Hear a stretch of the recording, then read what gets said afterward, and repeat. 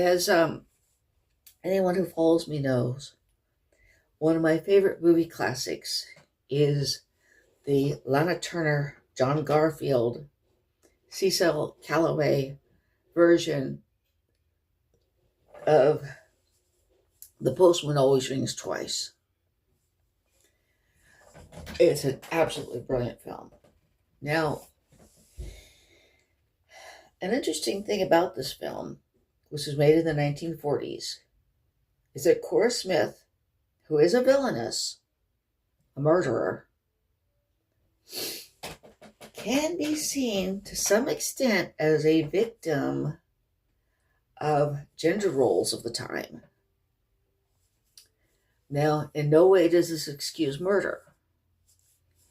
But the fact is that Nick Smith, her husband, makes a decision without even consulting her that he is going to sell the business they run, the Twin Oaks, which is a diner and gas station, and that they are going to move to Canada, where she is going to become the nursemaid for his paralyzed sister. Now, this is a very major change in her life,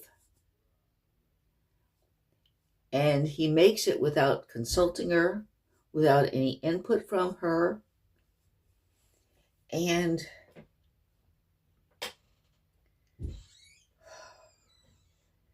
and it's a very bad decision given what type of a person she is. She is an ambitious person. And, well, she likes to run the diner. She likes to run the Twin Oaks, and she wants to make it a more popular place. Now, there's nothing wrong with being a nurse for someone. There's nothing wrong with being a caregiver. It's a very good thing.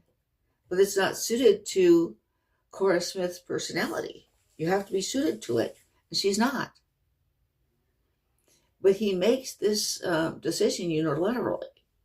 Now, Phyllis Schlafly is somebody that I admire, the late Phyllis Schlafly, in many ways. She was right about a lot of things. Like everybody else, she's fallible. She was wrong about some things. She believed that the marriage had to have a final decision maker, and that final decision maker had to be the husband. Well, she was wrong about that, because, the husband could make a very wrong decision that could basically destroy his wife's life. Now, does that justify, in The Postman Rings Twice, Cora Smith and her boyfriend murdering the husband? Of course not. Divorce was an option.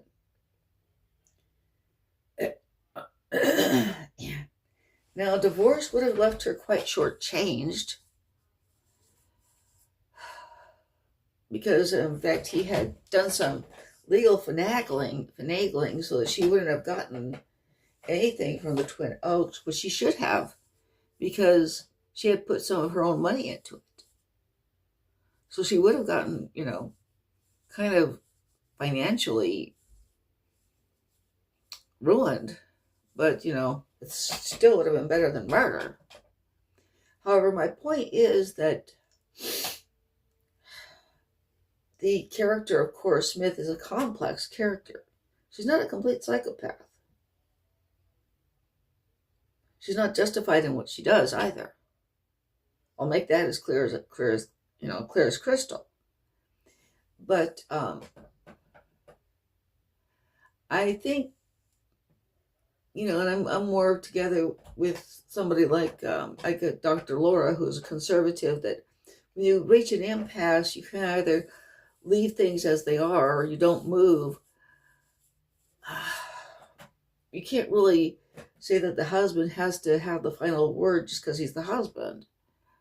Men aren't any smarter than women on average. And, if you're going to make a decision that affects somebody else's life in a real powerful way,